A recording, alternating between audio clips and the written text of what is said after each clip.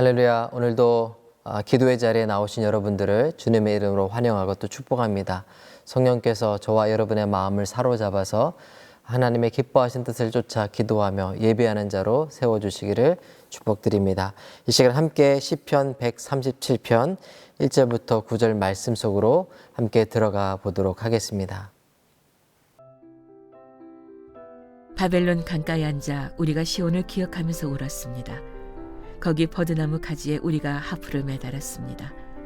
우리를 사로잡아온 사람들이 우리에게 노래를 시키고 우리를 고문하는 사람들이 기쁨의 노래를 부르라고 했기 때문입니다.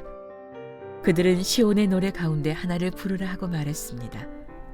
우리가 어떻게 남의 땅에서 여호와의 노래를 부를 수 있겠습니까? 오 예루살렘아, 만약 내가 너를 잊는다면 내 오른손이 그 체주를 잃게 될 것이다. 내가 너를 기억하지 못한다면, 내가 예루살렘을 내 가장 큰 기쁨으로 여기지 않는다면 내 혀가 내 입천장에 붙어버릴 것이다. 오 여호와여, 예루살렘이 넘어지던 날에 에돔이 한 일을 기억하소서. 그들이 부르짖으며 무너뜨리라, 그 기초까지 다 무너뜨리라 했습니다. 오 멸망할 수밖에 없는 바벨론에 따라 내가 우리에게 한 대로 갚아주는 사람은 복이 있으리라. 내 어린아이들을 잡아다가 바위에 메어치는 사람은 복이 있으리라.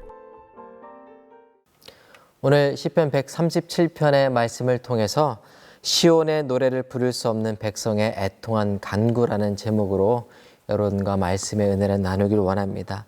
오늘 본문의 배경은 바벨론 포로로 잡혀간 이스라엘 백성들이 하나님의 백성으로서의 정체성을 잃어버리고 핍박과 또 멸시를 당하는 그들의 처지를 애통해하면서 하나님께 찬양하며 자신의 믿음의 고백을 드러내고 있는 그런 시라고 할 수 있겠습니다.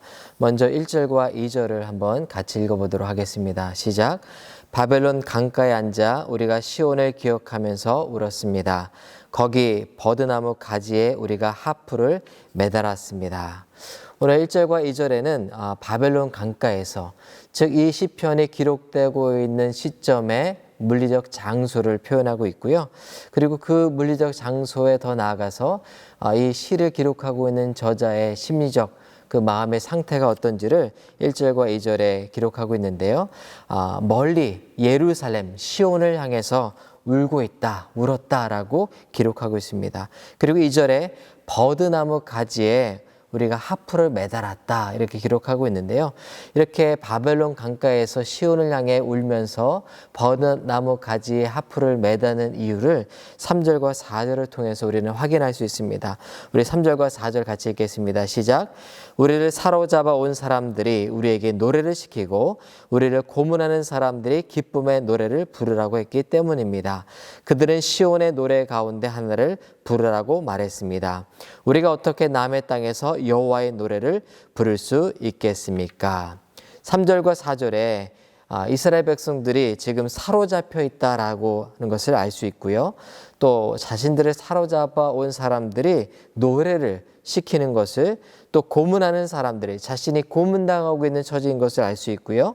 그리고 이 고문하는 사람들이 오히려 고문당하는 사람에게 기쁨의 노래를 부르라고 강요하고 있는 것을 볼 수 있습니다. 그런데 이 기쁨의 노래, 이 강요받은 노래가 시온의 노래라고 기록하고 있습니다. 이 시온의 노래는 하나님을 향해 불렀던 찬송을 말하는 것입니다. 즉 하나님께 마땅히 들려줘야 될 찬양이 이방 바벨론 사람들을 위한 이 엔터테이너 같은 그런 노래로 전락하고 있는 것을 보게 됩니다. 즉 이 상황에서 우리는 버드나무 가지에 하프를 매달며 강요받은 노래를 부르지 않겠다. 여호와께 드려야 될 찬양을 이방 사람들을 위한 노래로 부르지 않겠다라고 그렇게 결단하고 고백하고 있는 것입니다. 5절과 6절 마저 읽겠습니다. 시작. 오 예루살렘아, 만약 내가 너를 잊은다면 내 오른손이 그 제주를 잃게 될 것이다. 내가 너를 기억하지 못한다면, 내가 예루살렘을 내 가장 큰 기쁨으로 여기지 않는다면 내 혀가 내 입천장에 붙어 버릴 것이다. 즉 하나님을 향한 찬송을 이방 사람들을 위한 유의의 노래로 부르지 않겠다라는 믿음의 결단과 고백을 하고 있는 것을 보게 됩니다.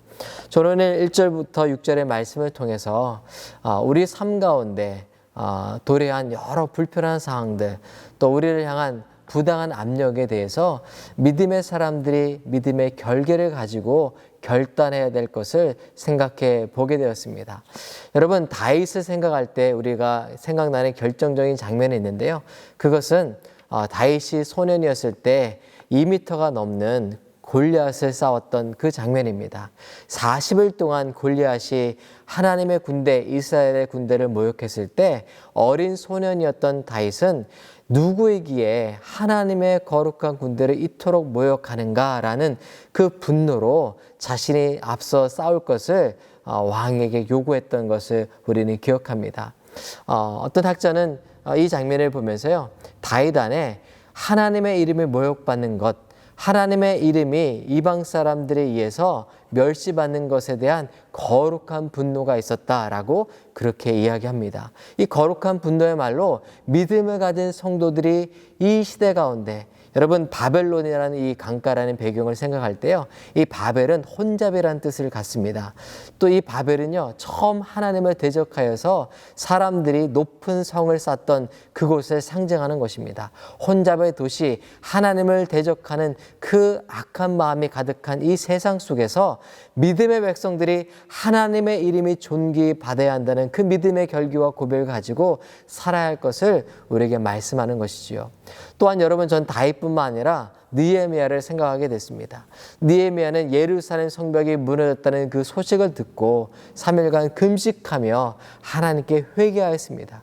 그것으로 그치지 않았고요, 자신의 삶을 들여서 예루살렘, 하나님의 이름, 하나님의 거룩한 성이 무너진 그곳을 어떻게 회복할 것인지에 대한 고민과 기도로 하나님께 자신의 시간과 삶을 드렸습니다. 그렇게 했을 때 하나님께서 느헤미야를 들어 하나님의 성벽, 무너진 성벽을 재건하는 그 일을 맡기셨던 것을 우리는 기억합니다. 여러분, 교회가 이 세상 속에 욕을 먹고 있습니다. 하나님의 성도들이 하나님의 영광을 드러내지 못하는 참담한 모습 속에 우리는 살고 있습니다. 이 가운데 우리가 가져야 할 것이 무엇입니까? 하나님, 저를 통해서 이 무너진 하나님의 나라, 하나님의 교회를 바로 세워 주십시오. 이 믿음의 결기와 고백으로 서야 하는 것이 오늘 말씀을 통해 저와 여러분에게 주님께서 부탁하시는 모습이라 생각합니다. 불편한 상황들, 그것이 좋은 게 좋다고 넘어가는 것이 아니라 하나님의 영광에 가려진 이 모습들에 아파하며 내게 주신 목이 무엇인지를 분별하고 기도하며 결단하는 그와 같은 믿음의 성도들 되기를 주의 이름으로 축원드립니다. 7절부터 9절 말씀도 함께 읽어보도록 하겠습니다. 시작. 오 여호와여, 예루살렘이 넘어지던 날에 에돔이 한 일을 기억하소서. 그들이 부르짖으며 무너뜨리라. 그 기초까지 다 무너뜨리라고 했습니다. 오 멸망할 수밖에 없는 바벨론에 따라 내가 우리에게 한 대로 갚아주는 사람은 복이 있으리라. 내 어린아이들을 잡아다가 바위에 메어치는 사람은 복이 있으리라. 7절과 9절 사이에 에돔이 등장하고요, 또 바벨론이 등장합니다. 7절의 모습 속에서는 에돔의 비장함, 그것이 등장하는데요, 예루살렘, 이웃이었던 예루살렘이 멸망할 때 에돔 나라가 예루살렘의 기초부터 다 멸망해 버리라고 저주를 퍼부었다는 것입니다. 바벨론의 손에 예루살렘이 무너질 때 함께 애통하며 불쌍히 여기고 눈물 흘린 것이 아니라 꼴 좋다, 그 기초부터 완전히 멸망해 버리라고 저주를 부었던 것이죠. 때로는요, 우리를 괴롭히는 원수보다 그 괴롭힘을 당하는 현실을 비웃고 조롱하는 이웃의 조롱이 더 아플 때가 있습니다. 오늘 7절에는 그와 같은 에돔의, 이웃이었던 에돔의 비정함에 대해서 하나님 저주를 내려주십시오라고 부탁하는, 기도하는 장면이 등장하고요. 9절에는 어린아이를 잡아다가 바위에 내쳤던 바벨론의 그 잔인함에 대해서 하나님께 신호하는 모습을 우리는 보게 됩니다. 8절입니다. 오 멸망할 수밖에 없는 바벨론에 따라 내가 우리에게 한 대로 갚아주는 사람은 복이 있으리라.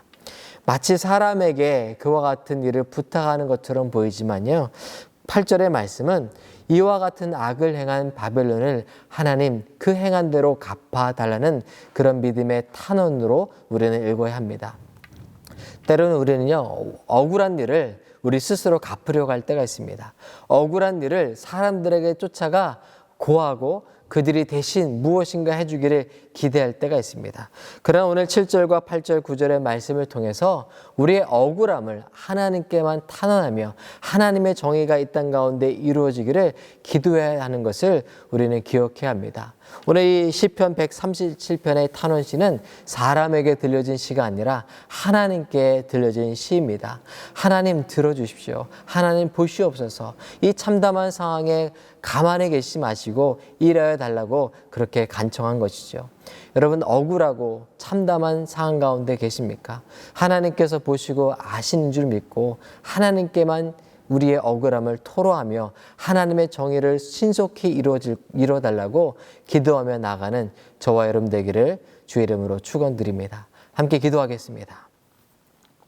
사랑의 하나님 감사합니다. 오늘 말씀을 통해서 이 바벨론의 세상 속에, 혼잡한 세상 속에 하나님의 이름을 조롱하며 멸시하며 대적하는 이 세상 속에 거룩한 분노와 불편함을 갖고 하나님을 향한 찬송을 내 입술을 통해 끊이지 않겠다고 고백하며 하나님께 드려질 우리의 시간과 물질과 모든 자원을 세상 사람들을 즐겁게 하고 세상을 유익하게 하는 데 쓸 것을 거부하며 하나님께 돌려야 할 마땅한 찬양과 영광을 내 삶을 통해 주님께 드리겠나라고 결단하는 다윗과 느헤미야 같은 사람들 다 되는 축복을 우리 모두에게 허락하여 주옵소서. 또 이 혼잡한 세상 속에 하나님을 대적하여 높아진 이 세상의 악과 대적하여 하나님께만 이 모든 악을 바로잡아 달라고 탄원하며 간구하는 모든 믿음의 성도 되게 하여 주옵소서. 억울한 것 또 원망스러운 것들을 사람을 찾아 하려 하지 않게 하시고 오직 하나님께 기도하며 하나님께 탄원하는 우리 모든 믿음의 성도 되게 하시고 하나님께서 모든 것을 바로잡으며 모든 것을 회복할 날을 믿음으로 소망하며 기다리며 간구하는 우리 모두가 되게 하여 주옵소서. 감사하며 거룩하신 예수 그리스도의 이름으로 기도드립니다. 아멘.